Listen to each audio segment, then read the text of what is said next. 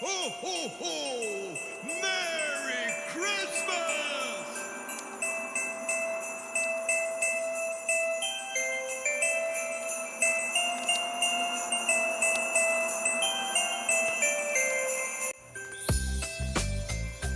Alright, so today we're going to be making bread pudding. Okay, this recipe I love. I love to bring it places because it's actually a really simple, easy recipe, and it doesn't take just a whole ton of time either. And so it's pretty simple and a great thing to bring to parties and stuff like that. It's usually a really big hit. People seem to really like this bread pudding recipe. All right. This is just a very basic bread pudding, just your bread and your sugar stuff. I personally don't put raisins in it. I like raisins okay, but I don't really feel like they add too much to sweet dishes, right? And so I don't really do raisins, but you can always put raisins in there if you're a big raisins fan. You could probably put like marshmallows or something like that in there. I think I've seen some bread pudding and stuff like that in there. I think that would probably be way too rich and even too sweet for me. And this is a very, very sweet bread pudding. But you know, you can always experiment. That's kind of the fun and joy of cooking in general, is that experimentation.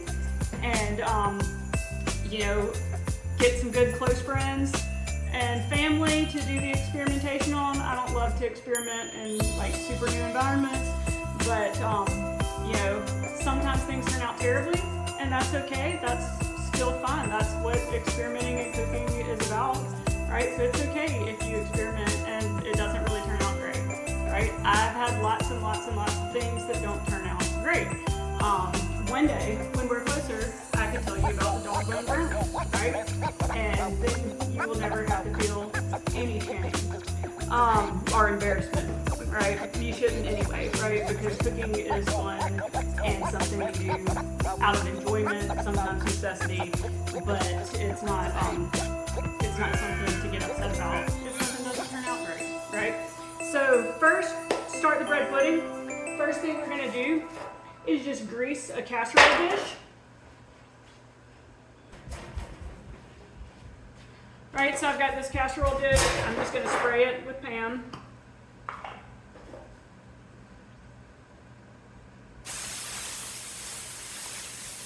All right, greased casserole dish. And then I like to use sourdough bread. I love the taste of sourdough. If you don't like the taste of sourdough, you probably don't want to use sourdough bread. But I'm just using this farmhouse sourdough, right? You can use regular bread. You can use just like loaf bread, bunny bread, whatever you want. I'm using about 8 pieces. That might even be a little much. Regular loaf bread, usually 9 to 10 pieces is about right. This is kind of a small pan, so this might be a little more than necessary. You can use old roll, or not that old, but you can use rolls. You can use anything you'd like. Again, experimentation is good. Okay, so I'm gonna cube the sourdough bread. How I would cube loaf bread is just, you know, 4 pieces, just straight cross cut. How I'm gonna cube the sourdough is I'm gonna cut right here, here, and then here, right? So that's bam, bam, bam, bam, right there. Boom, boom, boom. Okay, so I've got my casserole dish greased, I've got the bread cubed, and now I'm just going to put the bread in the casserole dish and spread it around. Also, I think I failed to mention this earlier, but I have my oven being preheated to 375 while I'm doing this, okay? So we're gonna have to bake this casserole at around 375. Okay, of course, clean hands, make sure your hands are washed always before you start cooking. All right. And we kind of want it like in a thin layer, not too thin, but layer at the bottom.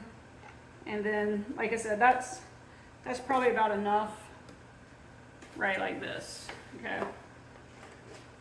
So that's, you know, enough. Like I said, these are kind of small pans, so we didn't quite use all of our sourdough. It looks like 7 pieces would probably been a little better.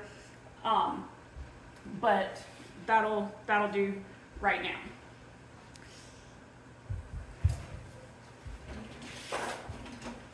Okay, next I'm just gonna mix the milk and the vanilla together. Okay, so I'm gonna start with my Carnation evaporated milk or Pet evaporated milk, either one. This is a 12-ounce can, okay, and it says shake well, so I'm shaking it. And then I'm just gonna open up this can.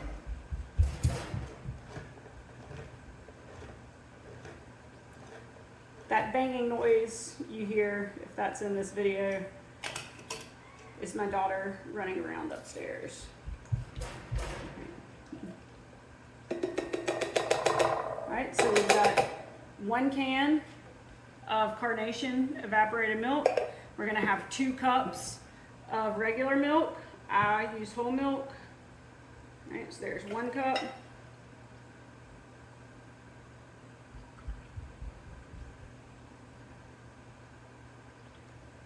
And 2 cups, and then I'm gonna make sure you can see this real well for me to add the vanilla, since I don't measure vanilla. Okay, now I'm gonna add some vanilla. I'm using the Mexican vanilla here, really any vanilla you'd like. All right. And just all right. You can always, or it's not gonna hurt anything to be heavy-handed on vanilla for the most part. All right, so that's vanilla, and then just gonna take a whisk, mix that together.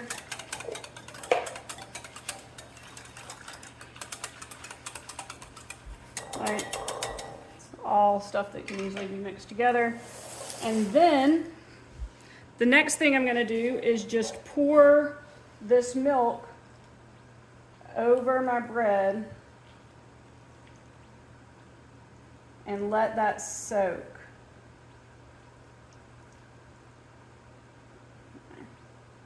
Okay, so let the bread just soak in all that milk mixture. Okay.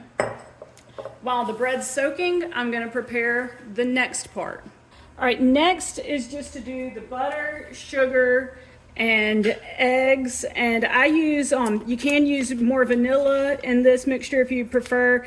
I typically use a little bourbon in this mixture because bourbon bread pudding is kind of a thing around here. Pretty much I feel like bourbon and vanilla can be used pretty close to interchangeably, right? So here I have 1 stick of soft butter, and then I've got just under 2 cups. This is 1 3/4 cup of sugar, approximately, right? And then now I've got my eggs, and I'm gonna beat all these in with my hand mixer right here, okay?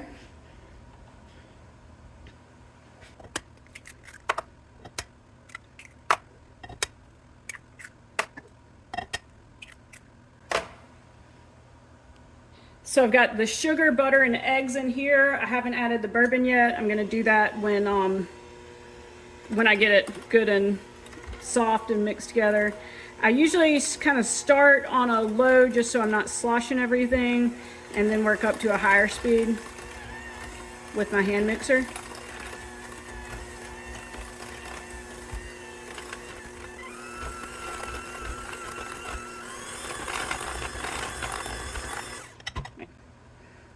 Now I'm gonna add in a little bit of the bourbon. Like I said, bourbon, vanilla, whatever you wanna use.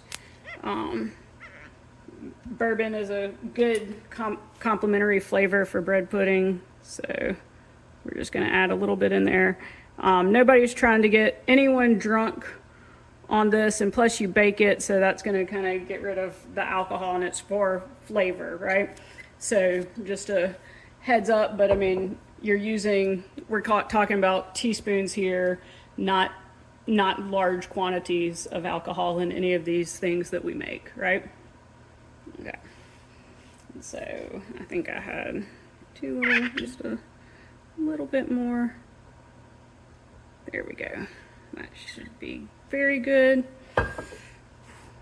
And make sure everything's mixed together and as smooth as we can get it. Try to get out all those butter lumps out as much as possible. So I'm going to turn it on high speed here.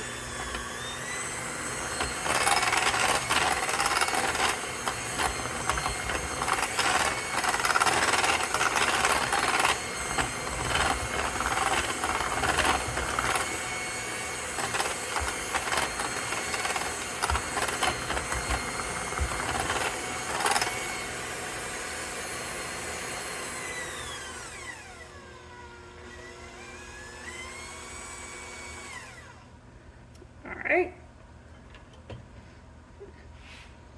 Okay, so now I've got my egg mixture here, and I'm just going to fold that in to my bread that's been soaking in the milk mixture. Right, so I'm going to cover it real good.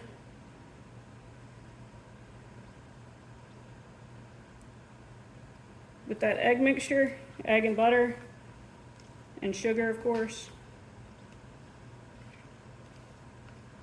Right, and try to get all that scraped out. Okay. And then folding is just kind of lightly stirring, is how I kind of consider folding, but not light enough because I just threw a bunch out there. Right, but we're just trying to make sure everything gets soaked with all components, right? So we've got the egg mixture on top there that we're just trying to make sure gets all the way down and that all the bread gets soaked. Right, we're not trying to mush the bread, right? We want it to kind of stay in its cube form as much as possible, right? Some of it's going to break a little bit, but we're trying to leave the bread cubes intact, but make sure that the mixtures, both the egg mixture and the milk mixture, has a chance to get on everything, right? And leaving some of those crushed up like that, that'll be real tasty. Those will kind of get crispy in the pudding itself after we bake it, right?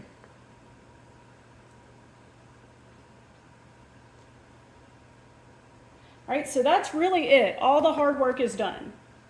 Okay, so all we do from here is we bake this. We put it in the oven at 375 for about, and I'm going to say at least 30 minutes. 30 minutes is usually about right, maybe 30, 35 minutes, somewhere in there at 375.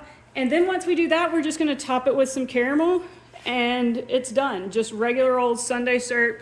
I use Smucker's caramel, so once it comes out of the oven and is a little bit not like super cold, but cools a little bit, we're just going to make sure to put the caramel over it, right? But we're pretty much done except for baking right now. Okay, so that was a 30-minute timer, 10 seconds left on it, so this is it at 30 minutes. Right, and we can see pretty good. That's pretty done. I might give it another minute or two just to be certain, right?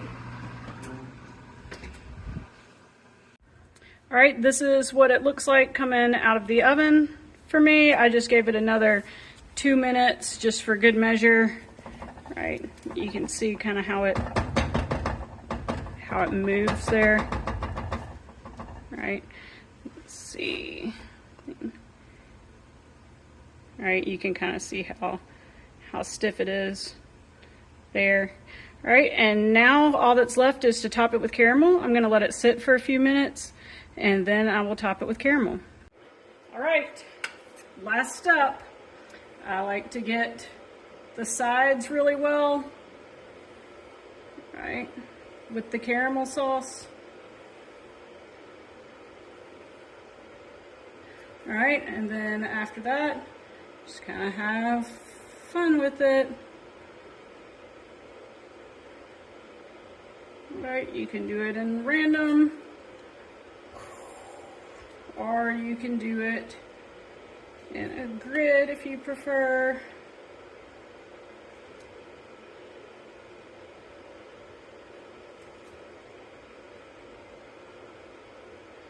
And you can kind of do as much as you'd like.